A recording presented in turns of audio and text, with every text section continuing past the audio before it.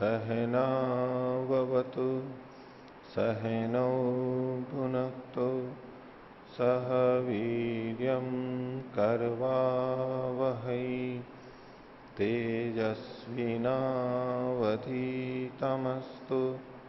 मा विद्विषावहै। ओम शांति शांति शांति।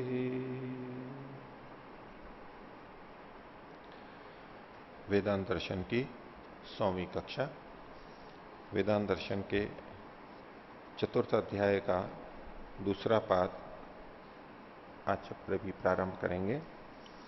इससे पहले पिछली कक्षा में हमने प्रथम पाद के अंतिम भाग को देखा था और उसके 19वें सूत्र तक समाप्ति तक किया था, जिसमें ब्रह्म प्राप्त व्यक्ति के कर्मों का क्षय हो जाता है, समाप्त हो जाते हैं, इस विषय में चर्चा थी।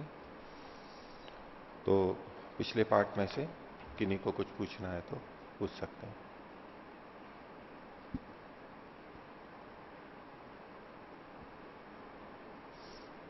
ओम आचार्य जी, सूत्र संख्या 16 में जी अग्निहोत्रादितु तत्कार्याय एव तद्दर्शनात्, इस सूत्र में कहा गया है कि जो अग्निहोत्र आदि कर्म है वो तो ब्रह्म ज्ञान की प्राप्ति में सहायक हैं, इसलिए उसको तो करता रहे।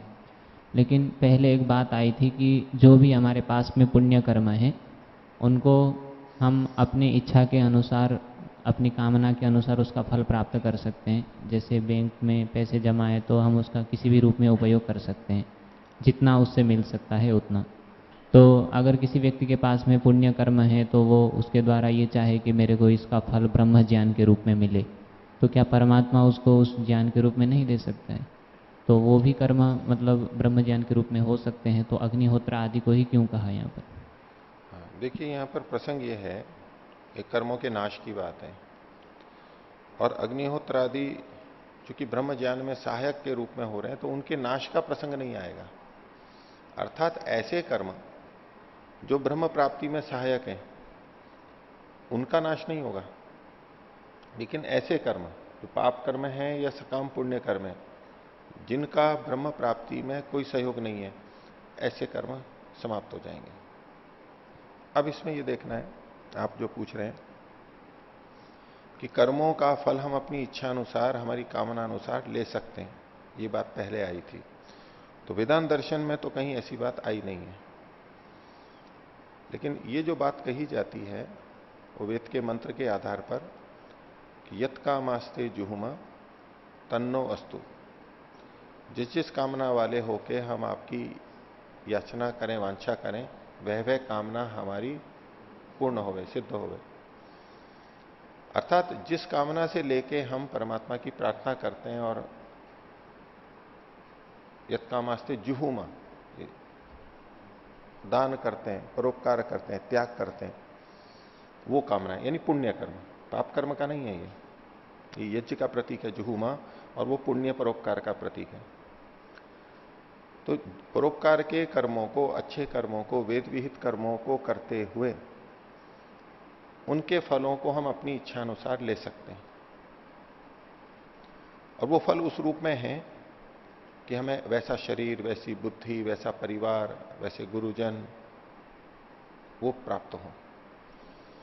कोई अन्य कार्यों की दृष्टि से भी कर सकता है, वो कामना करे कि मैं वैज्ञानिक बन जाऊं, ऐसा मेरे को फल मिले, मैं राजनेता बन जाऊं, ऐसा मेरे को फल मिले, राजा बन जाऊं, अभिनेता अभिनेत्री बन जाऊं इत्यादि, जिसकी जो कामना है उस तरह से वो अभिव्यक्त कर सकता है और तदनुरूप चीजें उसको उपलब्ध हो सकती हैं। और कोई ये सब नहीं चाहता है मेरे को तो ब्रह्म ज्ञान की प्राप्ति हो, ऐसी अनुकूलता मिले, मेरे पुण्य कर्म उसमें खर्च हो, तो होंगे तो ये भौतिक स्थिति के लिए ही, शारीरिक है, परिस्थिति है, इसमें ही खर्च होंगे, उससे सीधे सीधे ब्रह्म ज्ञान प्राप्त नहीं होगा। इसलिए वहां तो वो सकामता की बात, कामना के अनुसार फल मिलने की बात है। लेकिन जो एक अभी अच्छी स्थिति में पहुंच चुका है, अब जो वो अग्निहोत्र आदि नए कर्म कर रहा है वो किस लिए कर रहा है? अगर उससे हम सकाम पुण्य कर्म वाली बात मानेंगे तो उनका तो नाश होगा, क्योंकि किया कर्म तो वो कर्माशय में चला जाएगा और कर्माशय में समाप्त हो जाएगा, तो ये निरर्थक कहलाएगा। ब्रह्मज्ञानी या उसकी ओर बढ़ने वाला जिन कर्मों को कर रहा है निष्कामता से, यथासंभव निष्कामता से कर रहा है, वो भी पुण्य कर्म कहलाते हैं, और वो भी यदि नष्ट होने लगेंगे तो उसको, उसका उन कर्मों को तब करने का कोई प्रयोजन नहीं बचेगा। पहले जो पुण्य कर्म कर रखे हैं, ठीक है, सकामता से किए थे, रखे हैं वो, उस समय वो प्रयोजन थे, लेकिन अभी तो कोई प्रयोजन नहीं है। तो इन कर्मों को, यज्ञ आदि अग्निहोत्र आदि कर्मों को जब वो करता है, उसका लौकिक प्रयोजन नहीं है, तो ऐसे कर्मों का नाश नहीं होगा। वो कर्म उसके ब्रह्म ज्ञान की प्राप्ति में, उसकी पुष्टि में, उसकी निरंतरता में, उसकी अनुकूलता में खर्च होते रहेंगे, इसलिए उनका नाश नहीं होगा। नाश उन चीजों का हो रहा है जो कि मुक्ति प्राप्ति में अब आवश्यक नहीं है। चाहे पाप कर्मों का नाश हो रहा है, चाहे पुण्य कर्मों का नाश हो रहा है, वो सहायक नहीं है, अभी कोई उपयोगिता नहीं है उसकी मुक्ति प्राप्ति में। वो लक्ष्य तक पहुंच गया है, अब वो चीजें सब छोड़ दी जाएंगी, अब आवश्यक नहीं है। वो अंतरिक्ष में जाते हैं और आगे जाते हैं, तो जो जो साधन अब आवश्यक नहीं है वो हटाते जाते हैं, अब आवश्यकता नहीं है उनकी, छोड़ देते हैं पीछे। उनसे जितना होना था हुआ, अब जो अतिरिक्त है वो सब छोड़ देते हैं, क्योंकि उस अतिरिक्त को ढोना उसके लिए बाधक बनता है। ऊंचाई पे जाते हैं तो कभी ज्यादा भार है, भार कम करना होता है, तो जो खाने पीने की चीजें होती है वो भी छोड़ दी जाती है, आवश्यक चीजें भी। पहले फालतू चीजें हटाते हैं, फिर आवश्यक चीजें भी हटाते हैं। पानी भी छोड़ देगा वो, जितना जितना छोड़ सकता है, जबकि वो सहायक थे। तो ऐसे ही जो सकाम पुण्य कर्म हैं, अब वो मुक्ति प्राप्ति में सहायक तो है नहीं, अनावश्यक है, हट जाते हैं। लेकिन ये आवश्यक हो जाते हैं उसके लिए, क्योंकि वो सहायक बन रहे हैं। अब वो ऑक्सीजन के सिलेंडर को तो छोड़ेगा नहीं, उसके बिना तो काम ही नहीं चलेगा, उसको तो संभाल के रखेगा, ढोएगा उसको, तो उसके लिए आवश्यक है। तो ऐसे ही मुक्ति प्राप्ति के लिए, ब्रह्म ज्ञान की प्राप्ति के लिए जो जो कर्म आवश्यक हैं, उनको जब वो करता है तो उनका क्षय नहीं होगा। उनका क्षय होने लगेगा तो फिर चलेगा कैसे यहां पर, ये तात्पर्य। और कोई? हाँ। आचार्य जी, ये जो नाश का जो प्रसंग चल रहा है, कर्मों के नाश का, तो जो विद्वान इन प्रसंगों से कर्म का नाश नहीं मानते हैं, तो फिर वो इन प्रसंगों को किस तरह से लेते हैं? वो तो उनकी अपनी इच्छा है, जैसे करेंगे। यहां तो जो स्पष्ट लिखा हुआ है, अब वो तो विद्यमान प्रतिबंध होता है। विद्यमान प्रतिबंध आया था ना पीछे, श्रवणायापि बहुवीर यो न लभ्यो, शृण्वंतोपि शृण्वंतोपि बहवो यम न विद्यो। सुनते हुए भी नहीं जान पाते हैं, पढ़ते हुए भी नहीं जान पाते हैं उसकी बात को, क्योंकि उनके अपने अपने आग्रह होते हैं, कुछ ज्ञान होते हैं, चीजें सामने हैं लेकिन नजर नहीं आएगी, उनको समझ में नहीं आएगी, प्रतिबंध विद्यमान रहता है। उनका प्रयत्न कम रहता है, उनके कर्माशय ऐसे हैं कि उनको मूल चीज समझ में ही नहीं आएगी, इधर उधर ही रहेंगे। अब वो फिर जैसे तैसे संगति लगाते हैं, वो उसी में कुशलता समझते हैं। वो कहते हैं कि नाश नहीं होगा। अब यहां पर तो नाश शब्द लिखा हुआ है, तो विद्या का कैसे दुरुपयोग होता है उसका उदाहरण देख लो। व्याकरण का कैसे दुरुपयोग होता है, शास्त्र का अपनी इच्छा अनुसार जो करते हैं ना। मलिन चित्त में उपदेश का बीज प्ररोह नहीं होता है, और प्ररोहित होता है तो भी विकृत ढंग से हो जाता है, उसका उदाहरण देखो। लेकिन यहां नाश लिखा हुआ है, नाश का मतलब क्या होता है? तो पाणिनि के पास पहुंच गए, धातु पाठ में नश अदर्शने, इससे नाश शब्द बनाए। अदर्शन मतलब दिखाई नहीं देना, तो दिखते नहीं है बस ये कर्म, होते तो हैं। ये जो बिल्कुल ही जड़ से चले गए, ये जो मानते हैं वो गलत है, दिखते नहीं है। और कर्मों का न दिखना क्या है? फल न देना। कर्म तो वैसे भी दिखाई नहीं देते, और किए जाते हुए कर्म दिखाई देने माने भी जाएं अधिकरण के आधार पर, कि हाथ ऊपर जा रहा है तो हाथ के ऊपर ऊंचे नीचे होते हुए देखते हम कहते हैं कि कर्म हो रहा है। इसको मान भी लें कि दिख रहा है, वास्तव में ये भी अनुमान है, लेकिन चलो दिख रहा है। लेकिन जो कर्म करने के बाद कर्माशय बन जाता है वो थोड़ा दिखता है, वो तो वैसे भी दिखाई नहीं देता है।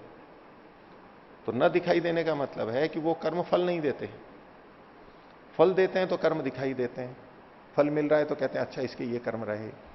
दिखना मतलब वहां अनुमान करना ही होता है, ज्ञान होना होता है। तो चूंकि इन कर्मों का फल अब उसको नहीं मिलता है, उसे मुक्ति में जाना है, वो मुक्ति मिल रही है, तो ये कर्म एक तरफ रह जाते हैं, मुक्ति के बाद में फिर मिलेगा, ऐसी वो संगति लगाते हैं। ठीक है, तो इसमें गलत क्या है? नशा दर्शन ही है, गलत क्या है इसके अंदर? मैंने जो बोला उनकी तरफ से इसमें गलत क्या है? ठीक ही तो है।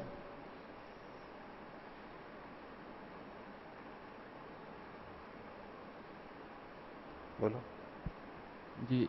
ऐसा मानने पर तो फिर एक प्रतिबद्धता माननी पड़ेगी, नियम मानना पड़ेगा कि जो भी कोई जाएगा मुक्ति में, उससे पहले उसको अपने पाप और पुण्य बराबर करके जाना पड़ेगा। बराबर की कोई बात ही नहीं है, जितने होंगे जिसके, बराबर का थोड़ा ना कहा है उन्होंने। अभी जो मैंने बोला उसमें बराबर की कोई बात नहीं आई है, जितने हैं। तो इसको यूं समझना चाहिए, ये गलत कैसे हो रहा है? दिख तो यही हो रहा है कि शास्त्र के अनुसार और धातु पाठ के अनुसार नश आदर्श ने किया है। तो अच्छा, अगर आप ये मानते हो, अब उनसे पूछें कि कर्म फल भोग लेने के बाद में कर्म नष्ट होते हैं नहीं होते हैं? कर्म का नाश होता है नहीं होता है? कर्म फल भोग लेने के बाद कर्म का नाश होता है नहीं होता है? क्या कहेंगे वो? होता है। अब उनकी बात यहीं पर लगाओ। बोले कर्म करने के बाद में आप कह रहे हो कि नहीं, फल भोगने के बाद में आप कह रहे हो कि कर्म का नाश हो जाता है, नश अदर्शनीय होता है। तो आपने कर्म फल भोग भी लिया, तो भी कर्म तो समाप्त नहीं हुआ है। आप समाप्ति क्यों मान रहे हो? यहां पर समाप्ति क्यों मान रहे हो आप? उनकी इस परिभाषा से देखें तो कर्म कभी भी समाप्त नहीं होंगे, बिल्कुल जैसा कि मानते हैं, बने रहेंगे। यहां दिखाई नहीं दे रहे हैं आप, सब जगह आपको यही लगाना होगा। तो जैसे मुक्ति के बाद में फिर वो मिलते हैं, ऐसे फल भोगने के बाद में भी जो अभी दिख नहीं रहे हैं, रखे हुए हैं, फिर देंगे फल आगे। तो ये भाषा का दुरुपयोग है। वहां नश आदर्श नहीं, या ये जो नाश है वहां समाप्ति ही है। ये लौकिक दृष्टि से ये विज्ञान छुपा हुआ है इसमें, कि मान लीजिए हम कहें कि ये लेखनी नष्ट हो गई, मकान नष्ट हो गया, उसका मतलब क्या है कि मकान मकान के रूप में दिखाई नहीं दे रहा है, भिन्न रूप में आ गया है अभी। ठीक है, उस रूप में दिखाई नहीं दे रहा है, भिन्न रूप में आ गया, इसलिए उसको, उसी को हम नाश कहते हैं। अब द्रव्य तो कभी भी समाप्त नहीं होता है, लेकिन कर्माशय जो कर्म का लेखा है वो तो समाप्त होता ही है। कर्म भी क्षणिक है, किया जाता है तब, और कर्माशय भी मिट जाता है, वो तो लेख है बस, वही खाता है, वो तो हट जाता है बस। तो कर्म तो समाप्त होता ही है, समाप्त होता ही है। वो समाप्त का मतलब अदर्शन, मतलब वो अब फल नहीं देता, यही मतलब है। तो इसलिए ये तो शास्त्रों में जो कहा गया है सीधे सीधे शब्द हैं, इसमें कोई हेरफेर नहीं की गई है, कोई तुकबंदी नहीं की गई है, इधर उधर अर्थ नहीं किया गया, तो सीधा सीधा लिखा है ना यहां पर। और न केवल इसमें, और भी तो प्रमाण मिलते हैं हमारे को, अन्य दर्शनों के भी तो प्रमाण मिल जाते हैं। और उस पक्ष में फिर कई प्रश्न भी आएंगे, अनेक प्रश्न भी आएंगे। ठीक है, और कोई? सूत्र संख्या 13 और हिंदी की पुस्तक में पृष्ठ संख्या 273 में नीचे से चौथी पंक्ति है, ब्रह्म साक्षात्कार होता ही तब है जबकि पाप का नाश हो जाता है। तो प्रश्न ये है कि पाप का नाश हो जाता है तब ब्रह्म साक्षात्कार होता है, या ब्रह्म साक्षात्कार हो जाता है तब पाप का नाश होता है? वास्तविकता तो यह है कि ब्रह्म साक्षात्कार के बाद में सारे कर्मों का क्षय होता है। अंतिम रूप से जब हम देखेंगे तो कब होगा? ब्रह्म साक्षात्कार के बाद में बचे हुए सारे कर्मों का नाश होगा। लेकिन पहले की स्थिति में भी हम कह सकते हैं, जिसके बहुत अधिक पाप कर्म है, बहुत अधिक सकाम कर्म है, उसको कभी ब्रह्म साक्षात्कार नहीं हो सकता है, क्योंकि वो कर्म फल देने को उद्यत होंगे, कर्मों के अनुरूप संस्कार उसके आएंगे और उसको बाधित करते रहेंगे। वो कितना भी प्रयत्न करें, खींच लेंगे उसको, बहा देंगे उसको, उसकी रुचि ही नहीं बनेगी, उसकी बुद्धि की स्थिति ही नहीं बनेगी। कुछ ना कुछ समस्या आती रहेगी। वो खुद ही नीचे, खुद ही वहां से हट जाएगा। थोड़े दिन आएगा, करेगा, फिर भाग जाएगा, फिर प्रयत्न करके आएगा, फिर संस्कार उसको दूसरी तरफ ले जाएंगे, भाग जाएगा वो वहां से, रुक ही नहीं सकता है। तो ब्रह्म साक्षात्कार के पहले भी कर्मों का क्षय तो होना ही है। पाप कर्मों को भोगते भोगते, इसको आप दूसरे ढंग से भी समझें कि जिसके पाप 50% से अधिक है, पुण्यों से अधिक है, तो परमात्मा उसको मनुष्य शरीर ही नहीं देता है। और चीजें तो छोड़ दीजिए, क्यों नहीं देता है? वो पाप अधिक है, पहले उसको भोगेगा, वो भोग करके वो क्षीण होंगे, समाप्त होंगे, उतने बोझा उसका कम होगा, अब उसको फिर मनुष्य जन्म मिलेगा। और मनुष्य जन्म में भी अभी बहुत सारे पाप कर्म बाकी हैं उसके भोगने से। उसके रहते उसकी अध्यात्म में प्रवृत्ति ही नहीं होगी। उसको पिछले वही संस्कार आएंगे जो गलत कर्म करते समय संस्कार किए थे। अब गलत कर्म करते समय उसने राग द्वेष के संस्कार तो रखे ही होंगे, उसके बिना गलत कर्म होगा ही नहीं, अविद्या तो रहेगी ही साथ में। तो जब उन कर्मों का फल उभरेगा तो उन कर्मों के भोग के अनुरूप वासनाएं भी आएंगी, संस्कार भी आएंगे। और जब वो संस्कार रहेंगे तो बिरला होगा जो बहुत अधिक प्रयत्न करके उनको थाम सकता होगा। थोड़े प्रयत्न करने से रुकेंगे वो थोड़े, लेकिन सामान्य व्यक्ति तो उसके वेग में बहता जाएगा और वैसा ही करता जाएगा, वो नहीं कर पाएगा। लेकिन जब धीरे धीरे थोड़ा थोड़ा सकाम पुण्य कर्म करने लगा, बुराइयों को छोड़ने लगा, नए बुरे कर्म छोड़ने लगा, अब पुराने पाप कर्म है उनका फल भी साथ में भोगा जा रहा है। अच्छा कर्म कर रहा है लेकिन भोगा जा रहा है। आपको बहुत सारे ऐसे व्यक्ति मिलते हैं ना जो कर्म तो बहुत अच्छे करते हैं लेकिन बड़े दुखी रहते हैं, तरह तरह की चीजें उनके जीवन में होती रहती हैं विपरीत। ठीक है, पिछले के अनुसार जो हो रहा है हो रहा है, वर्तमान में कोई अन्याय कर रहा है वो ऐसा नहीं, बिना बाह्य कारणों के भी उनके जीवन में ऐसा होता रहता है। होते तो अच्छे हैं वो, अभी अच्छे हैं। अब अगर उनका जीवन ऐसे ही चलता रहता है तो भोग भोग करके पिछले क्षीण होते जाते हैं, नए बुरे कर्म वो कर नहीं रहे। अब जब उनको फिर नया जन्म मिलेगा, ऐसी स्थितियां आएंगी, अब वो अध्यात्म की तरफ अधिक बढ़ पाएंगे।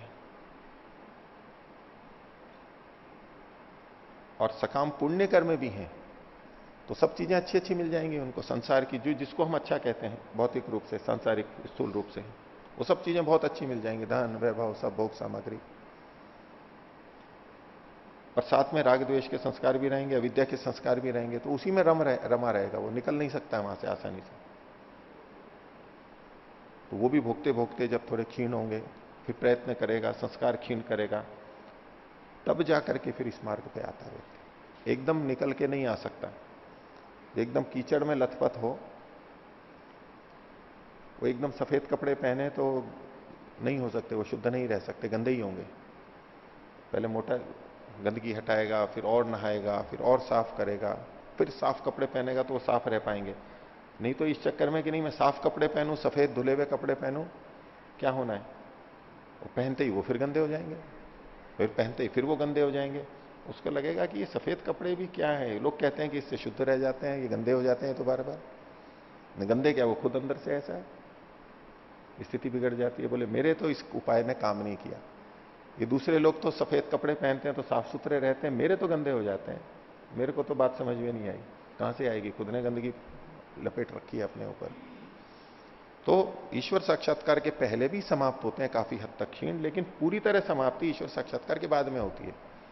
यही बात कर्म क्षय के लिए भी है, ये संस्कार क्षीण होने के लिए भी है, संशय के हटने के लिए भी है, मन की ग्रंथियां गांठें जो हैं उनके हटने के लिए भी है।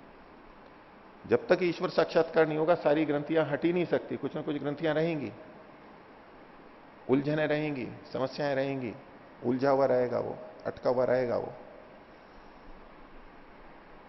जो बिल्कुल निर्मुक्त हो जाता है ना, कोई बंधन नहीं, अब सारा राग द्वेष हट गया और कोई बाधा नहीं, एकदम जो गियर फ्री हो जाता है ना उसका, गाड़ी का ढलान में हो तो बिल्कुल यूं ही चलने लगती है गाड़ी, नहीं तो कोई ना कोई गियर तो लगा हुआ रहता है उसका, बिल्कुल निर्द्वंद हो जाता है।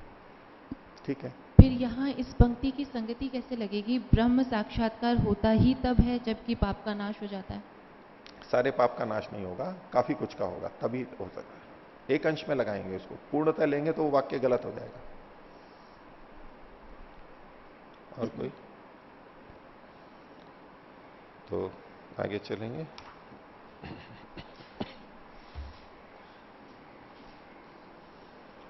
तो वेदांत दर्शन के चौथे अध्याय का द्वितीय पाठ, पृष्ठ संख्या 231। पीछे जो प्रसंग चल रहा था ब्रह्मोपासकों का, और ब्रह्मोपासक मुक्ति की तरफ बढ़ रहा है, ईश्वर साक्षात्कार हो रहा है। अब उसके बाद में जब शरीर छूटता है तो उसका ये स्थूल शरीर, इंद्रियां, सूक्ष्म शरीर, ये उससे कैसे छूटते हैं, कैसे हटते हैं? उसमें कुछ भिन्नता होती है या औरों जैसा ही होता है? ऐसा कुछ प्रसंग आगे चला रहे हैं। क्योंकि परमात्मा की प्राप्ति के बाद में, वो मुक्ति की प्राप्ति के बाद में शरीर आदि उससे प्रकृति के बंधन उसके छूटते हैं, और प्रकृति के बंधन से छूटता है तभी वो मुक्ति का सुख भोग सकता है। प्रकृति जुड़ी हुई है तो बंधन रहेगा, कुछ ना कुछ दुख रहेगा। तो वो प्रकृति कैसे छूटती है, मृत्यु के समय क्या होता है, मृत्यु के बाद में क्या होता है, क्या प्रक्रिया होती है, ये कुछ बातें इन्होंने यहां पर आगे रखी हैं। तो देखिए, चौथे अध्याय के दूसरे पाठ का पहला सूत्र, वांग मनसी दर्शनात् शब्दाच्च। वाणी, वाग इंद्रिय, कर्मेंद्रिय जो है जिससे हम बोलते हैं, वो मनसी, मन में चली जाती है। क्यों माना? हेतु क्या है, प्रमाण क्या है? दर्शनात्, ऐसा देखा जाता है लोक में, प्रत्यक्ष देखा जाता है। शब्दाच्च, और शब्द भी ऐसे मिलते हैं, शास्त्र के वचन भी ऐसे मिलते हैं। तो जो मरने वाला होता है तो उसका बोलना बंद हो जाता है ना। अंदर तो मनन करता रहता है लेकिन बोलना बंद हो जाता है उसका। चेहरे से लगेगा कि कुछ बोलना चाहता है लेकिन बोल नहीं पाता है, अभिव्यक्त नहीं कर पाता है। कहां चली गई वाणी? वो मन में विलीन हो गई। उस बात को यहां पर कहा वांग मनसी दर्शनात्, ऐसा देखा जाता है और शब्द से भी ये सिद्ध होता है। भाष्य, वाग इंद्रियम मनसी संपद्यते। वाणी इंद्रिय, वाग इंद्रिय मन में संपन्न हो जाती है। संपद्यते को आगे खोल दिया, संगच्छते, वहां पहुंच जाती है। आगे खोल दिया, सांगत्यम आपनोति, उसकी संगति को प्राप्त कर लेती है। बस मन के रूप में ही बन जाती है, अलग से स्वतंत्र कर्मेंद्रिय के रूप में नहीं रह पाती वो। आगे, संपद्यते तु प्रक्रियते अनंतरात पूर्व सूत्रात। जो पिछला सूत्र था संपद्यते, 19वां सूत्र, चौथे अध्याय के प्रथम पाद का अंतिम सूत्र था, भोगे ने तो इतरे क्षपयित्वा संपद्यते। उस संपद्यते शब्द के लिए कह रहे हैं कि ये जो शब्द है ये प्रक्रिय थे, प्रकरण में आ रहा है, अनुवृत्ति आ रही है उसकी। कहां से? अनंतरात पूर्व सूत्र, इससे तत्काल पहले वाला जो पूर्व सूत्र है उससे। आगे, कदा कथम इति च म्रियमाणस्य इति यावत, कि ये चीजें कब होती हैं, कदा कद कब होती हैं, कैसे होती हैं। जो म्रियमाण है, मरने वाला है, मरने को उद्यत है, उसमें ये चीजें कैसे होती हैं, ये प्रसंग यहां चला रहे हैं। कुतः, क्यों मानते हैं? दर्शनात् शब्दाच्च। दर्शनात् खलु लोके दर्शनात्, दर्शन मतलब लोक में ऐसा देखा जाता है, संसार में। अवलोक्यते ही लोके यो ही म्रियमाणो भवति तस्य वाग वृत्तिर मनसी समाप्यते। वक्तुम इच्छन अपनी न वक्तुम पा रहे थी। लोक में देखा जाता है कि जो मरने वाला होता है उसकी वाणी इंद्रिय, वाणी की वृत्ति, व्यापार, वो मन में ही समाप्त हो जाती है। अंदर ही अंदर वो बोलता रहता है, बाहर नहीं बोल पाता है। बोलने की इच्छा होता हुआ भी बोलने में समर्थ नहीं होता है। दूसरा, तथाच शब्दात, शब्दात को आगे खोल दिया, शास्त्र वचनादपि गम्यते, शास्त्र का वचन भी ये कहता है। तो छांदोग्य उपनिषद का इन्होंने प्रमाण दिया, अस्य सौम्य पुरुषस्य प्रयतः। ये सौम्य संबोधन कर रहे हैं शिष्य को कि अस्य पुरुषस्य प्रयतः, इस पुरुष के, इस आत्मा के प्रयतः, जाते हुए। पुरुष का मतलब स्त्री पुरुष दोनों लिए जाते हैं, आत्मा, पुरुष मतलब आत्मा।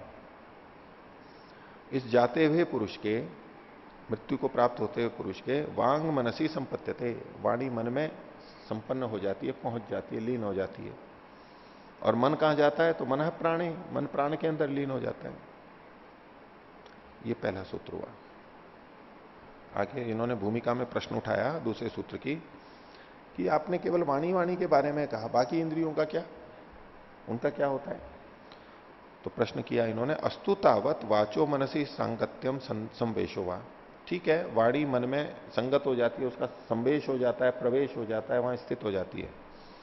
तरही अन्येषाम इंद्रियाणाम तदानीम का गति स्यात्, अन्य इंद्रियों की क्या गति होती है, वो कहां चली जाती है? कहते हैं यतो ही अत्र तो वाग इंद्रिय से संपत्ति विधाय अनंतरम मन संपत्ति प्रदर्शते। क्योंकि ये जो आपने वचन दिया, या मन का संपादन संपत्ति तो बताई नहीं, यहां पर वाणी की तो संपत्ति बताई कि वाणी कहां चली जाती है, मन में, लेकिन अन्य इंद्रियों की संपत्ति नहीं बताई। और वाणी कहां, वाणी मन में गई और मन कहां गया, बस ये कह दिया मन प्राणे। तो बीच में तो और कुछ आया नहीं है, मन का प्रसंग उठा लिया इन्होंने। तो संपत्ति विधाय अनंतरम मन संपत्ति ही प्रदर्शते वांग मनसी मन प्राणे इति आकांक्षायाम उच्यते। इस प्रश्न के साथ जिज्ञासा में दूसरा सूत्र दिया जा रहा है। दूसरा सूत्र है अथ एव सर्वाणी अनु। अतः इसी से, यानी इस वाणी से ही हमें पता लग जाता है कि सर्वाणी, बाकी इंद्रियां भी उसी तरह मन में पहुंच जाती हैं सबके लिए। वाग इंद्रिय एक प्रतीक के रूप में, उपलक्षण के रूप में, इंद्रियों के प्रतीक के रूप में समझनी चाहिए। बाकी सब इंद्रियों का भी यही हाल होगा, सब मन में पहुंच जाएंगे। अतः भाष्य देखिए, अतः वाचा एवं, इस वाणी शब्द से ही वागींद्रियाद एवं अनुमंतव्यम, वागींद्रिय से ही ये समय समझ लेना चाहिए। अनुमंतव्यम को खोल दिया, अनुगंतव्यम, जानना चाहिए। यद सर्वाणी इंद्रियाणी मनसी संपद्यन्ते, सारी इंद्रियां मन में ही पहुंच जाती हैं। संपद्यन्ते को खोल दिया, संविशंति। दृश्यते ही लोके वाग इंद्रिय से वृत्यु प्रमाद अन्येषाम अपनी क्रमशो व्यापार निरोधो जायते। वाणी बंद कर देती है बोलना, तो वहां दूसरी इंद्रियां भी काम करना बंद कर देती हैं। वो सुनना बंद कर देगा, वो देखना बंद कर देगा, अनुभव करना बंद कर देगा, खाना बंद कर देगा, इत्यादि ये सब चीजें इंद्रियां एक एक करके किसी की किसी तरह, किसी की किसी तरह अलग अलग ढंग से वो जवाब देती चली जाती हैं। एक स्वाभाविक मृत्यु की बात है। क्षीण होते होते जब स्वाभाविक मृत्यु होती है तब की बात है ये। अचानक जो मृत्यु हो जाती है, दुर्घटना में हृदयाघात हो गया, हार्ट अटैक हो गया, ब्रेन हेमरेज हो गया, जो अचानक मृत्यु होती है, वहां ये चीजें उस तरह से परिलक्षित नहीं होती हैं। कुछ कुछ हो सकती है, और बेहोश हो गया है, मूर्छित हो गया है, अब न बोला जा रहा है, न देखा जा रहा है, न कुछ किया जा रहा है, चला फिरा नहीं जा रहा है, लेकिन वहां फिर कम लक्षण होते हैं। जो स्वाभाविक रूप से शरीर जाता है, वहां लंबे समय तक वो अंतिम स्थिति में रहता है, वहां ये दिखाई देगा। आगे, तथा च अन्यत्र उपनिषदि स्पष्टते अपि, और उपनिषद में भी इस बात को कहा गया है। तो प्रश्नोपनिषद का वचन दिया, तस्मात् उपशांत तेजा पुनर्भवम इंद्रियर मनसी संपद्यमान ही। तो इसलिए वो उपशांत तेज वाला, जिसकी तेज यानी गर्मी शांत हो रही है, अंतिम समय में जो शरीर की गर्मी है वो कम होती चली जाती है। नहीं तो शरीर, हम बोलते हैं कि इसका तो शरीर ठंडा पड़ गया, अतः मृत्यु को प्राप्त हो गया, या ठंडा पड़ता जा रहा है, मृत्यु की तरफ जा रहा है। ऐसी स्थिति में पुनर्भवम, पुनर्भव मतलब शरीरांतर, जब शरीरांतर की तरफ जाता है, इंद्रियर मनसी संपद्यमान, इंद्रियों के साथ में जाता है वो। आत्मा जब जाता है तो इंद्रिय ही, नया शरीर प्राप्त करना है तो इंद्रियों के साथ में जाता है। इंद्रिय ही कैसी इंद्रियां? मनसी संपद्यमान ही इंद्रिय, मन में संपन्न होती हुई, मन में लीन होती हुई इंद्रियों के साथ में जाता है। अर्थात इंद्रियां उसके मन में लीन हो रही हैं, और यहां पर इंद्रियाणी बहुवचन है, इंद्रिय ही, इंद्रियों के साथ में अनेक इंद्रियां शब्द कहा गया। मनसी संपद्यमान ही, मन में लीन होते हुए। जो पिछले वचन में मन में केवल वाणी के लीन होने का कहा, तो बोले शब्द प्रमाण से हमें पता लगता है कि वहां स्पष्ट ही अनेक इंद्रियों के मन में लीन होने की बात कही है। तो इससे हम स्पष्ट कर सकते हैं कि जहां केवल वाणी के मन में लीन होने की बात कही गई है, वो उपलक्षण मात्र है, संकेत मात्र है। इसे पुष्टि हो गई। आगे, तो मन कहां जाता है? तो तीसरे सूत्र में कहा, तन मन प्राणे उत्तरात्। ये जो मन है वो प्राण में हो जाता है। उत्तरात् लोक के अंदर क्रमशः उत्तर उत्तर क्रम से ये देखा जाता है।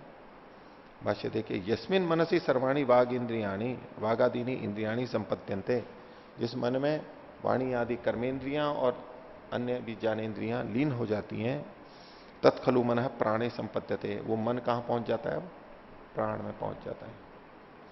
कथम, कैसे? उत्तरात् लोके खलु उत्तर क्रम दर्शनात्, लोक में इसके बाद वाला क्रम देखा जाता है। मन भी जब हो जाता है फिर प्राण में पहुंच गया और प्राण से भी आगे क्या, तो लोक में भी कुछ क्रम देखा जाता है। क्या, वो बताएंगे। अतच शास्त्र से उत्तर वचनात्, शास्त्र के बाद के वचनों से भी। ऊपर प्रथम सूत्र में दो हेतु दिए थे इन्होंने, दर्शनात् और शब्दाच्य, देखा जाने से और शब्द होने से, शास्त्र वचन होने से। अभी उत्तरार्थ को उन दोनों के साथ में जोड़ेंगे। जो देखा जाता है लोक में, वहां आगे चल करके ये भी देखा जाता है, ऐसा कह रहे हैं। और शास्त्र के वचन के साथ उत्तरार्थ जोड़ेंगे तो शास्त्र के आगे के वचनों में ऐसा देखा जाता है। तो दोनों दृष्टियों से देखें तो दृश्यते ही लोके प्राण निस्सरणावसरे मूर्छा अचेतनता व संजायते। लोक में क्या देखा जाता है? जिस समय प्राण निकल रहे होते हैं तो व्यक्ति मूर्छित हो जाता है, अचेतन हो जाता है। मूर्छित अचेतन हो जाता है, इसका मतलब है उसका मन काम नहीं कर रहा है, अचेतन हो जाता है, यानी मन वहां से हट चुका है, मन अपना काम नहीं कर रहा है। वो कहां गया? वो प्राण के साथ में विद्यमान है।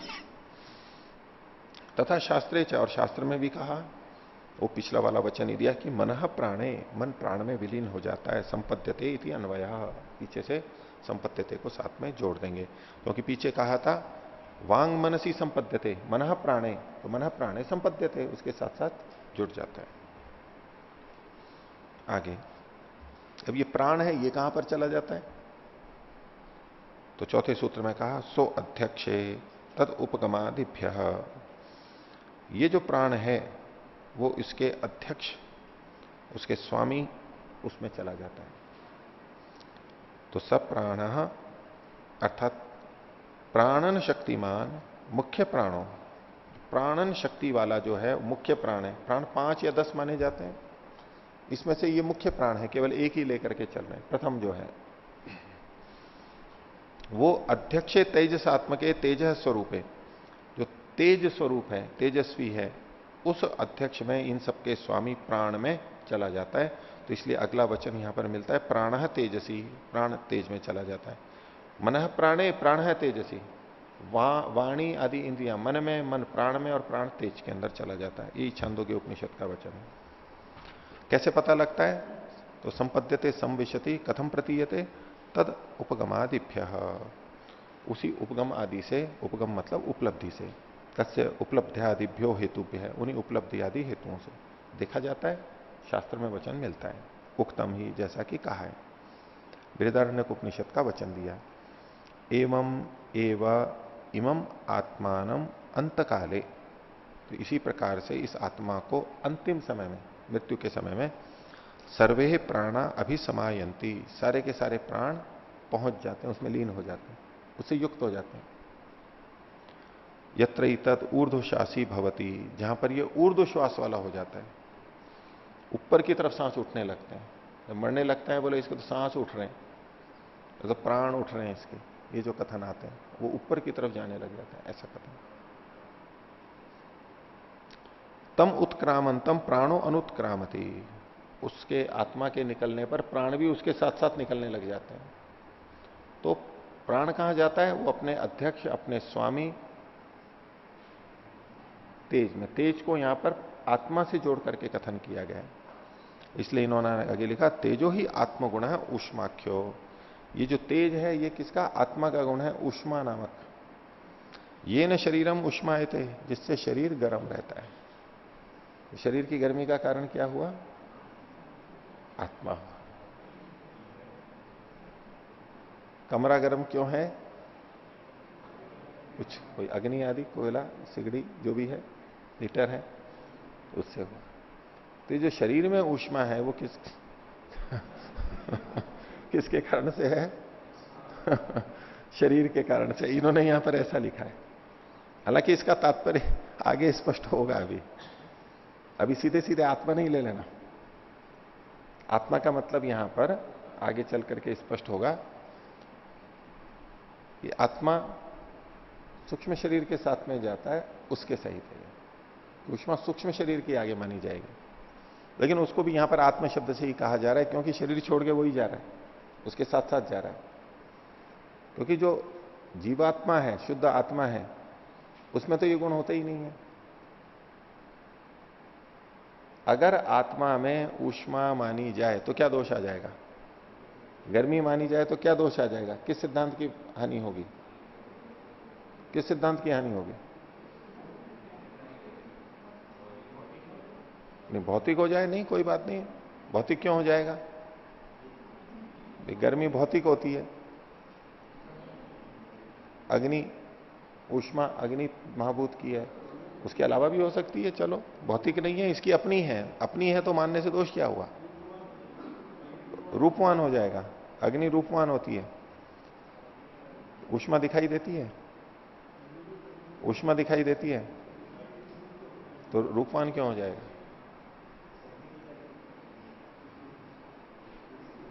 नहीं, ठंड ज्यादा हो तो सर्दी तो लगती है, प्रत्यक्ष है। ऊष्मा होने से क्या बाधा आएगी? इन्होंने जो बोला उससे संकेत ले सकते हैं ना आप। इन्होंने कहा था रूपवान हो जाएगी आत्मा, रूपवान का मैंने निषेध कर दिया।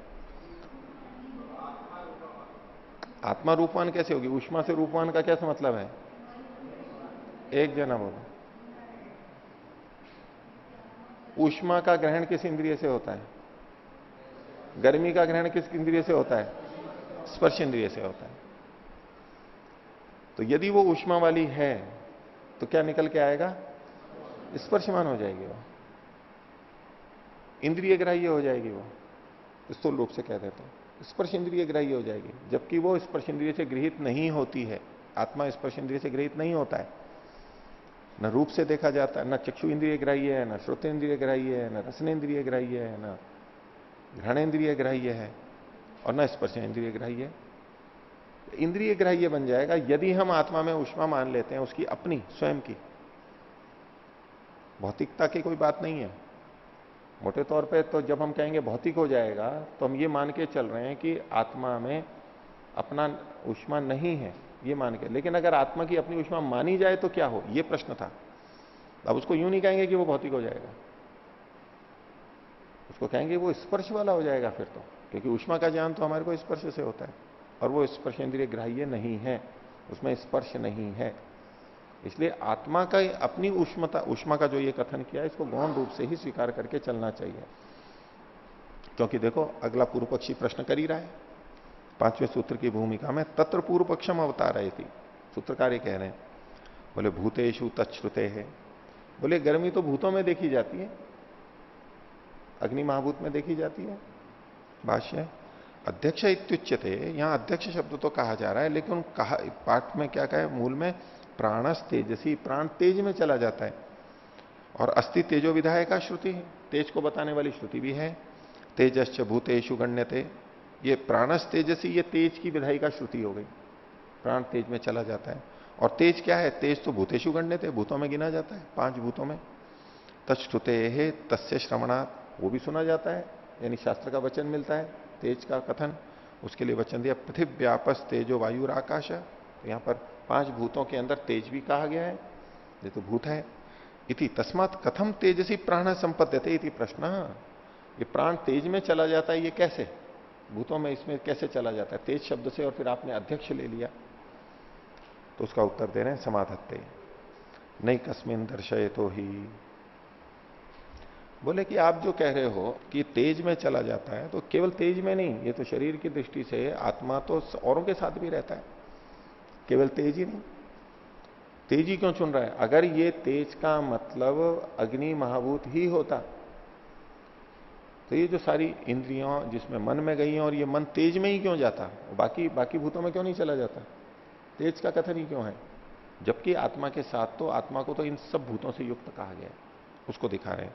यद्येवम तेज है शब्दों भूतवाची, अगर ये तेज शब्द भूतों का वाचक है, यानी तेज अग्नि महाभूत का भूतवाची, भवता अत्र गृह्यते, आप अगर यहां तेज शब्द महाभूतवाची यानी अग्नि महाभूत वाला लेते हैं, तरहि न खलु एकस्मिन तेजसी एवं प्राण संपद्यते, तो केवल एक तेज में ही प्राण संयुक्त हो जाते हैं, लीन होते हैं, ऐसा नहीं कह सकते।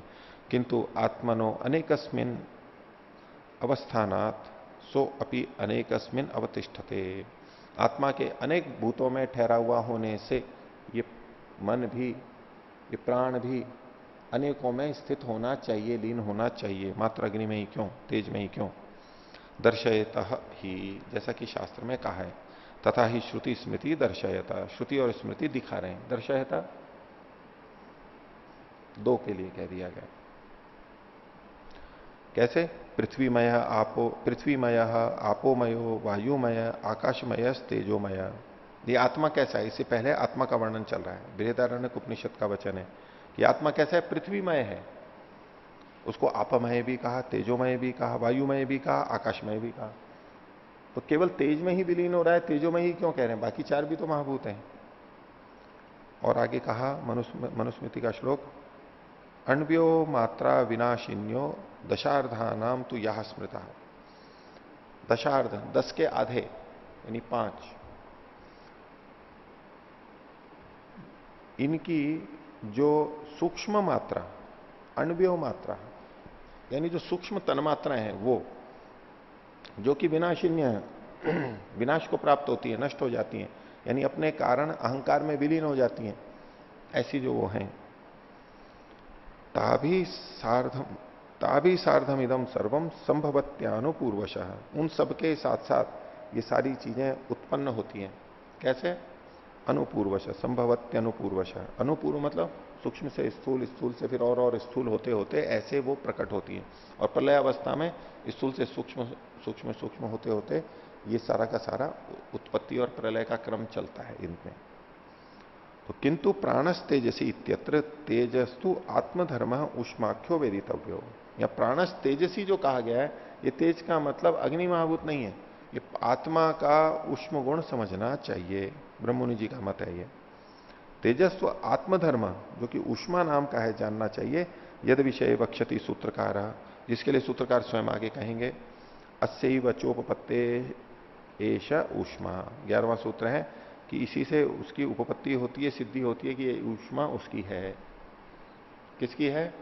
आत्मा की है। सूत्रकार स्वयं आगे भी कह रहे हैं, क्योंकि जब तक आत्मा शरीर में रहता है तब तक शरीर गर्म रहता है।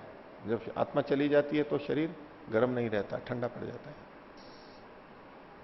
आगे अब ये जो इन्होंने मृत्यु के समय इन चीजों का गमन बताया, पीछे पीछे पीछे, कि वाक मन में, यानी सारी इंद्रियां मन में, मन प्राण में, प्राण तेज में, ये जो कथन किया गया, ये जो प्रक्रिया है, ये सब मनुष्यों की, जो भी मरता है उन सबकी होती है या केवल ब्रह्मोपासकों की ही होती है जो कि मुक्ति में जा रहे हैं? उसके बारे में 7वां सूत्र है। समानाच आश्रिति उपक्रमात् अमृतत्वम च अनुपोष्य। बोले ये जो उत्क्रांति है ये समान होती है, चाहे विद्वान हो, चाहे योगी हो, चाहे सामान्य व्यक्ति हो। कौन सी? आश्रिति उपक्रमात्, जो प्राण का निस्सरण प्रारंभ होता है उसका उपक्रम होता है, आगे जाती है वहां तक। प्राण निस्सरण के प्रारंभ से आश्रिति उपक्रमात्, प्राण निस्सरण जो प्रारंभ होता है वहां से लेकर के, और अमृतत्वम च अनुपोष्य, और अमृतत्व मोक्ष की प्राप्ति से पहले पहले ये गति सबकी होती है, समान रूप से होती है। भाष्य देखिए, सैषा उत्क्रांति समाना भवती। ये उत्क्रांति, उत्क्रमण का ये प्रक्रिया सबके लिए समान होती है। विदुषाम, विद्वानों की, ध्यानिनाम, ध्यान करने वालों की, साधारणानाम सर्वेशम, अथवा साधारण जो मनुष्य हैं अर्थात सबकी ऐसी ही गति होती है। क्या होता है? आश्रिति उपक्रमात्, आश्रिति को खोल दिया प्राण निस्सरण प्रारंभात, प्राणों का निस्सरण जहां से प्रारंभ होता है वहां से लेकर के, और अमृतत्वम च अनुपोष्य है। अमृतत्वम मोक्षम, अमृतत्व का मतलब है मुक्ति। च अप्रविश्य असंस्पर्श्य, मोक्षम च अप्रविश्य। हाँ, अमृतत्व मोक्षम च अप्रविश्य, अमृतत्व और मोक्ष में प्रवेश नहीं करेगा वो। असंस्पृश्य यानी उसको छुएगा नहीं। तथा पूर्वम पूर्वम इत्यर्थ, उससे पहले पहले तक ये गति समान होती है। और जो ध्यानी लोग होते हैं, ब्रह्मोपासक होते हैं, वो मुक्ति में जाते हैं तो उनकी वो एक अगले वाली गति मुक्ति में जाने की अलग होती है, बाकी सारी सबकी समान होती है। शरीर से जो छूटना है वो तो उसी प्रक्रिया से होगा। 8वां सूत्र देखिए, तदा पीते है संसार व्यपदेशात। ऐसा क्यों माना इन्होंने जो पिछले सूत्र में कहा? क्योंकि संसार का जो कथन है, संसार कब तक है? तद आपीते है, पीति पर्यंत है। पीति मतलब सुख।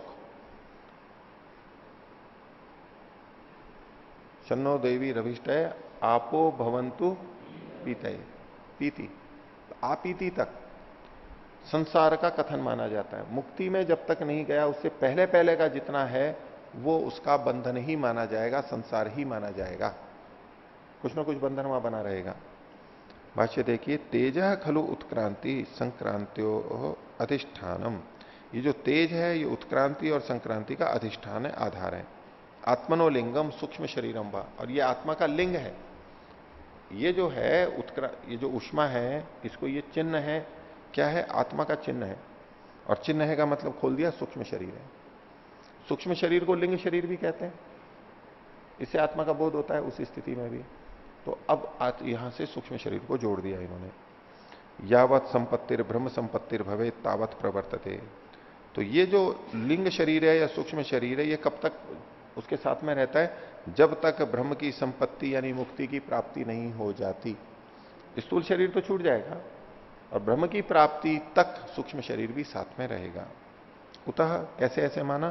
तो बोले संसार व्यपदेशात, संसार का कथन होने से, अनेन आत्मलिंगे न सूक्ष्म शरीर न, इस आत्मा के लिंग से अर्थात सूक्ष्म शरीर से संसारो व्यपदिश्यते, संसार का कथन होता है। जब तक सूक्ष्म शरीर है संसार है, उसका मुक्ति नहीं हुई है। ये शरीर स्थूल शरीर छूट भी गया लेकिन सूक्ष्म शरीर साथ में है, उसकी मुक्ति नहीं हुई है। यावत सूक्ष्म शरीरम तावत संसार, जब तक सूक्ष्म शरीर है तब तक उसका संसार तो चल ही रहा है, प्रकृति है जुड़ी हुई। तद्धि संसार कारणम अन्यथा मोक्ष संपद्यते, ये जो संसार का कारण है इसको तद्धि संसार कारणम अन्यथा मोक्ष संपद्यते, ये संसार का कारण है और अन्यथा जब ये नहीं होता है तो मोक्ष की प्राप्ति हो जाती है।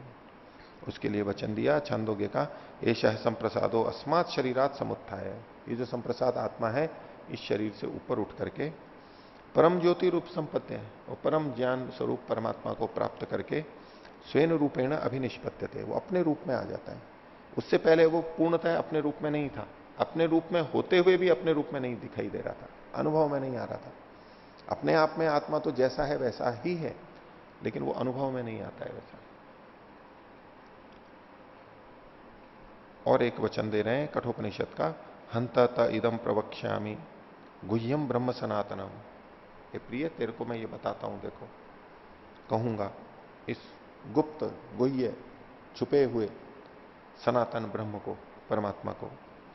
यथा च मरणम प्राप्य आत्मा भवति गौतम, कि मरने के बाद में आत्मा जिस तरह से हो जाती है, जिस स्थिति में पहुंच जाती है उसको मैं बताता हूं।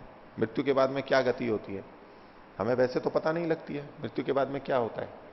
अगर शास्त्रों का वचन हमें पता नहीं हो, कथन पता नहीं हो, तो हमें क्या पता है कि मुक्ति के बाद में क्या होता है, मृत्यु के बाद में क्या होता है, कौन कहां जाता है, क्या होता है, कुछ नहीं पता लगता है हमारे को। तो कह रहे हैं योनिम अन्य प्रपद्यंते शरीरत्वाय देहिना, ये जो देही है मतलब आत्मा है, शरीर के लिए अलग अलग योनियों को प्राप्त करता है।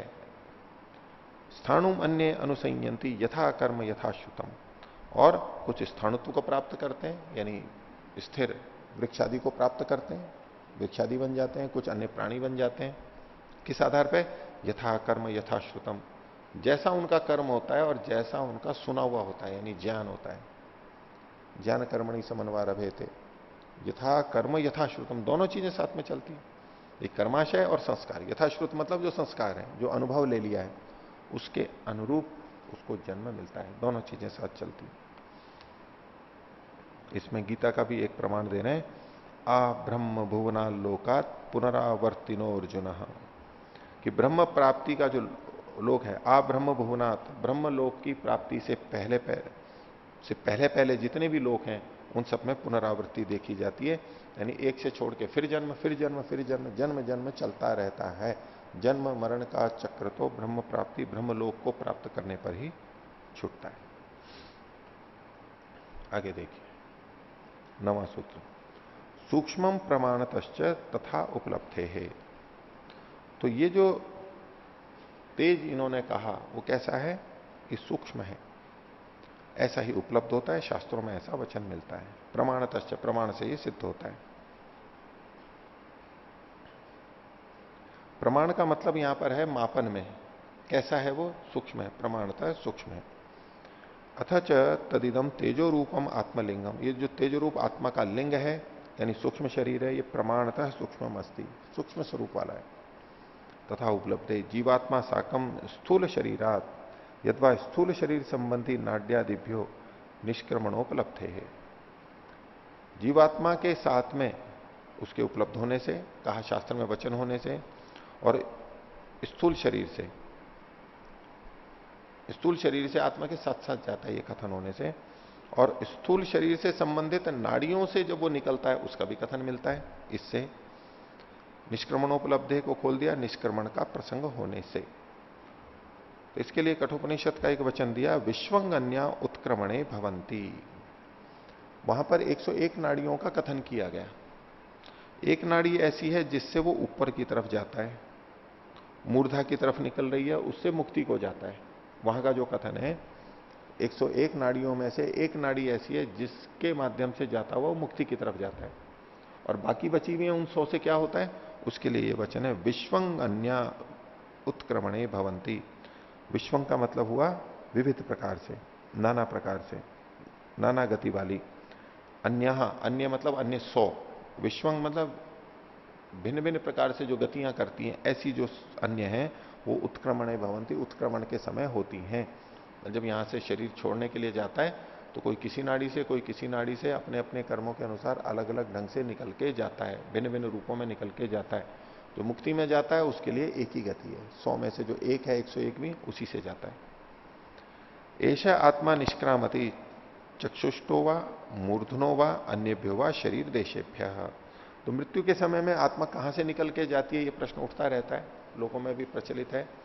तो इन्होंने ये बृहदारण्यक उपनिषद का वचन दिया कि ये आत्मा निकलता है कहां से, चक्षुष्टोवा, या तो आंखों से निकल जाता है किसी किसी को, मूर्धनोवा कहीं ऊपर से मूर्धा से निकल जाता है, अथवा अन्य भ्यवा शरीर देश, शरीर के अन्य भागों से निकल जाता है, कहीं से भी निकल सकता है।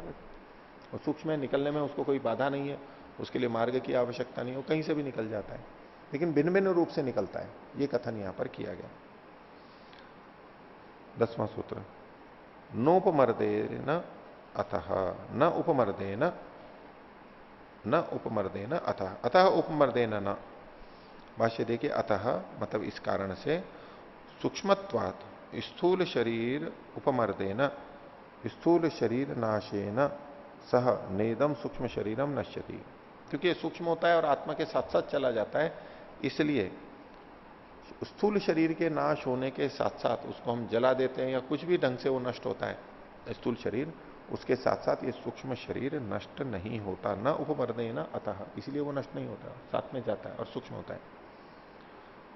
और अब 11वां सूत्र कह रहे हैं, अस्यैव च उपपत्ते है एषा ऊष्मा। और ये जो अस्य है, यानी ये जो सूक्ष्म शरीर है, इसी की ये ऊष्मा होती है। अस्यैव च उपपत्ते है, उपपत्ति से सिद्ध होता है एषा ऊष्मा। वो सीधे सीधे आत्मा का नहीं है, जो पीछे आत्मा का कथन आ गया था वहां उनका तात्पर्य ऐसा नहीं है। ये सूक्ष्म शरीर से युक्त जो आत्मा जाता है उसका वो धर्म है, और वास्तव में सूक्ष्म शरीर के लिए कहा गया है। भाष्य, अथच अस्य आत्मलिंगस्य, ये जो आत्मा का लिंग है सूक्ष्म शरीरस्य, उपपत्ते है उपपन्नत्वात् विद्यमानत्व, उपपन्न होने से यानी विद्यमान होने से, ऐसा आयुष्मा स्थूल शरीरे जीवत अवस्थायाम उपलब्धते। चूंकि आत्मा के साथ सूक्ष्म शरीर रहता है इसलिए यहां पर ये ऊष्मा उपस्थित होती है। अब लोक की दृष्टि से देखें, विज्ञान की दृष्टि से, तो कोशिकाओं में कुछ दहन होता है, ग्लूकोज जलता है, शक्कर जलती है, उससे ऊर्जा निकलती है, और ये सब चीजें तो होती हैं स्थूल रूप से, ठीक है। लेकिन इनका अभिप्राय हो सकता है ये सब क्रियाएं जिसके कारण से होती हैं सूक्ष्म रूप से, वो इसका कारण वहां पर माना जाएगा। ऊष्मा स्थूल शरीर जीवत अवस्थायाम उपलब्धते, यदि ही स्थूल शरीर से ऊष्मा भवे, यदि स्थूल शरीर का ही धर्म ये ऊष्मा हुए, तरी मृत अवस्थायाम वर्तमाने स्थूल शरीरे अन्येषु च रूपादिषु तद्गुणेषु विद्यमानेषु ऊष्मा अनुपलब्ध, ऊष्मा भी उपलब्धता। यदि ये शरीर का होता तो मृत होने के बाद में जैसे शरीर के रूपादि गुण उपलब्ध होते हैं, ऐसे ऊष्मादि गुण भी उपलब्ध होने चाहिए। न च उपलब्धते, लेकिन मिलते नहीं है। तस्मात आत्मलिंग से सूक्ष्म शरीर से ऊष्मा धर्म, इसलिए आत्मा का जो लिंग है सूक्ष्म शरीर है, ये उसका धर्म माना गया है। तच्च आत्मलिंगम सूक्ष्म शरीरम आत्मना सह स्थूल शरीराद निर्गच्छति। तो ये जो आत्मा का लिंग है, सूक्ष्म शरीर है, ये आत्मा के साथ साथ स्थूल शरीर से निकल करके जाता है। उसी के लिए वचन दिया, तदेव सक्तः सहकर्मण इति लिंगम मनो यत्र निषिक्तमस्य। तदेव सक्तः, वो उसी से युक्त होता हुआ, सकता है मतलब आसक्त है, जुड़ता हुआ। सहकर्मणा, अपने कर्मों के साथ साथ, एति आता है, चला जाता है। लिंगम, कहां जाता है? लिंगम, लिंगम मतलब सूक्ष्म शरीर, और मनो यानी मन, यत्र निषिक्तम अस्य, सूक्ष्म शरीर और मन उसका जहां लगा हुआ है वहीं पर ही चला जाता है। ये भी बहुत कहा जाता है कि मरते समय जहां जिसका ध्यान होता है वो वहीं चला जाता है, उसी तरह का जन्म मिल जाता है उसको, जिस तरह की कामनाएं होती है। यद्यपि कर्मों के अनुसार जाता है, कर्म भी यहां पर लिखा हुआ है, लेकिन साथ में यह भी कहा उसका मन जहां लगा हुआ होता है वहां जाता है। अब मरते समय किसी को क्या बातें याद आएंगी?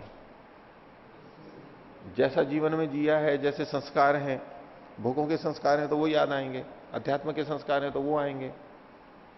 तो मरते समय जो संस्कार रहते हैं, विचार रहते हैं, उसके अनुसार जाता है, और साथ में कर्म भी वैसे ही होंगे, कर्म के अनुसार जाएगा, कर्म की मात्रा के अनुसार और इच्छा के साथ मिल करके वहां पर जाता है। इसलिए कई जने मृत्यु के समय अलग अलग धार्मिक ग्रंथों का पाठ करवाते हैं।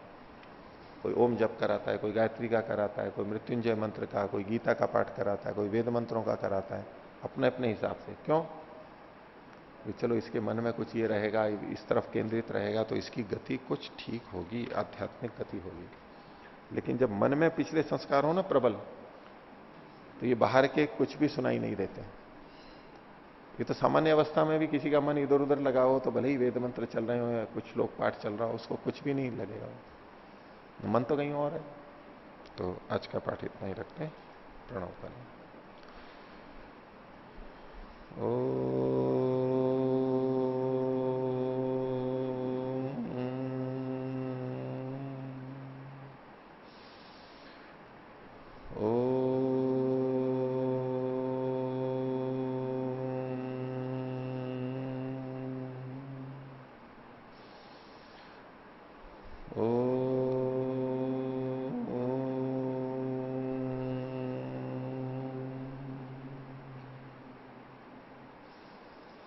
सभी को सादर अभिवादन। ओम शांति।